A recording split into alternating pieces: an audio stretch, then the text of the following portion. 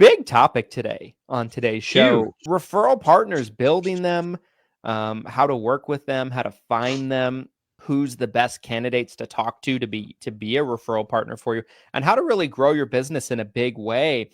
I'll start off by kind of sharing. I talk about this, but I haven't talked about it a lot recently. So I think, people have short memories and it might be easy for people to forget. In the early years of our business, we built our business in a big way by working with different referral partners. I created essentially a network of referral partners here in Utah. And a lot of those referral partners we still work with in some capacity. We've kept relationships strong for over a decade with some of them. We've also developed a lot of new referral partners over the years, out of state, in state, So we have a ton of people that send us referrals that aren't clients necessarily on a pretty consistent basis, talking hundreds of apps a year in some years that we've gotten from referral partners that, we're converting like any other type of referral, 95, 99%, something like that. So I know a thing or two about this. And at the beginning, I was, as they say, a nobody. And I was still able to develop strong relationships and get referral partners that were willing to send us business for many, many years. And it's a super interesting topic. And I think it's something that for a lot of agents that come into the business and they're brand new, oftentimes they don't have a huge amount of money that they can fall back on to buy leads or market. Like they need a way to grow their business that might not be necessarily tied to being able to spend much money if they don't have any. So I feel like there is really no better way over the course of time than building referral partners. This is a huge topic today. It is. And there's so many different ways of slicing this. So I think there's a lot to talk about in the sense of, there's some like really old school ways of getting referrals.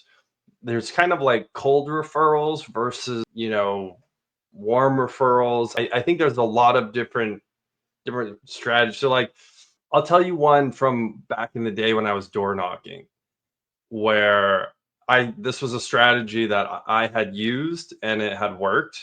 Before I was even in the insurance space, I used to sell door to door. I was a door to door salesman for a year. I did a tiny bit of pest control, but mostly I was selling ADT home security systems. And the person who was training me called it the T method. Once you got a sale at a house, you hit the neighbor on the right, the neighbor on the left, and the neighbor across the street. And you're literally going and saying, hey, do you know Mrs. Jones? Your neighbor? Yeah, I know Mrs. Jones. Well, she just signed up for a home security system with me. So, and you're kind of playing, like, even if Mrs. Jones didn't say, hey, go talk to so-and-so, I bet they would be interested. You're kind of playing this up. It's a little bit of a ruse where you're basically just insinuate you have the relationship, you made the sale, and you're saying, hey, I've only got so much time or so many of these left to do today. I just helped your neighbor. And it's kind of in a way almost like a cold referral in that sense, but it's almost like you're networking right there in the neighborhood, but you're leveraging the information you have. I don't know. Even as I'm talking about, I don't even know if you would really count that as a referral. What would you count that as a referral? Is that a referral? I would say no, but I think it's a good. I think it's a, and I'll tell you why. Boom, batting 1,000 today, right? I'm gonna go turn on a WNBA game. WNBA, and then cold door knocking, strategic cold door knocking for referrals. Got it. Oh, feeling good today. I've always heard that is a very strong tactic, though. If you're especially like going on home appointments, you're in the area, you're maximizing your time spent in that area, right, in that neighborhood. So I think it's a great strategy. When I think of a referral, I'm thinking of like somebody sending somebody to you.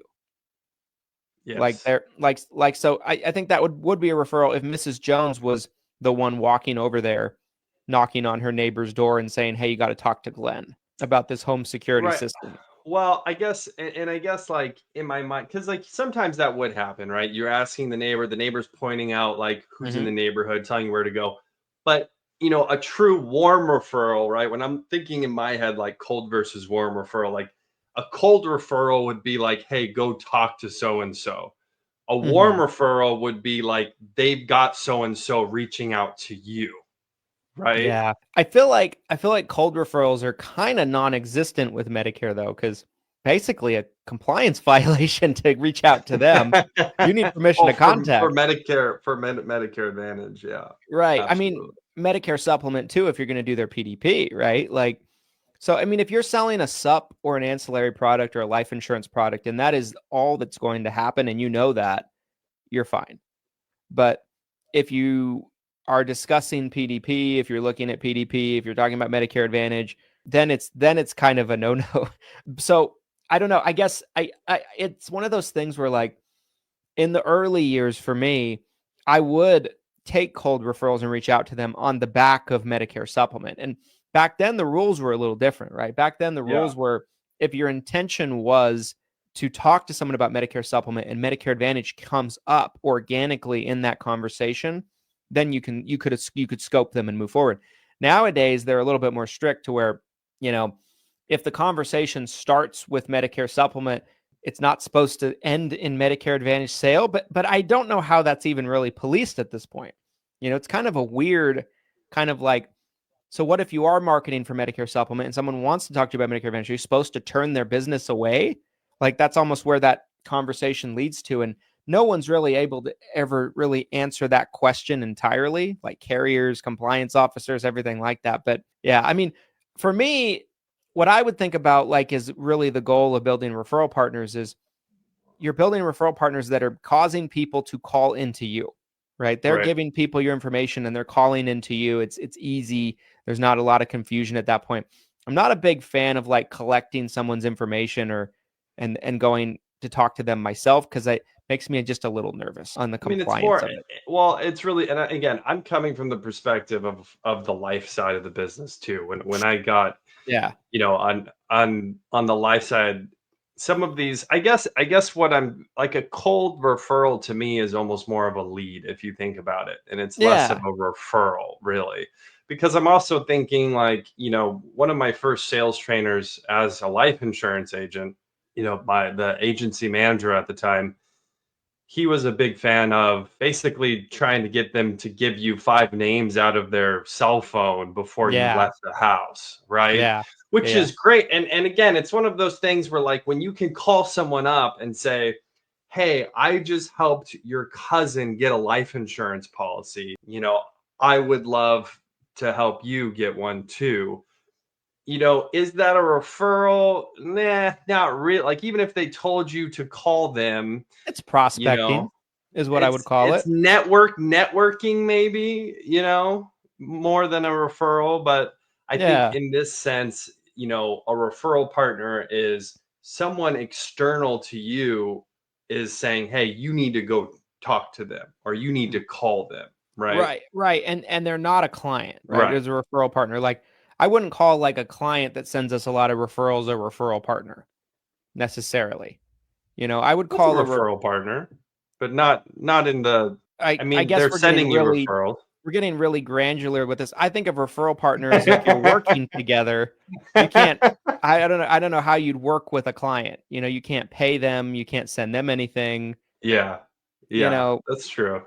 So that's my, I guess, viewpoint on it. Like, I think getting clients to give you referrals and getting non-clients that are other business owners to give you referrals are very different things. And they're both important, they're both great, and you should Right. try to mine referrals for both of them. But for the sake of this conversation, let's talk about like business owners, right? True Yeah. business referral partners. Yeah. Yeah, so I'll share some of mine that have been really fruitful for us over the years. Yeah. Um, our biggest one, funny enough, and I don't think, no matter how much I talk about it, people don't seem to remember that this has been kind of an expertise of ours. Financial planners. We've done tremendous historically getting referrals from financial planners, and I'm happy to go into details on that as we go. We got plenty of time left on the show. CPAs, right? Like our CPA, for example, gives us a lot of referrals. Their employees, their staff, probably probably 20% of their staff are clients of ours. So when I walk into that office, I will see usually at least 3 or 4 clients of ours, depending on who's working that day. And there's more than that. They're just not all at the office at the same time. Dentist offices. We've gotten a lot of referrals over the years from dentist offices. Elder law, attorneys, P&C agents, other Medicare agents that aren't in your state.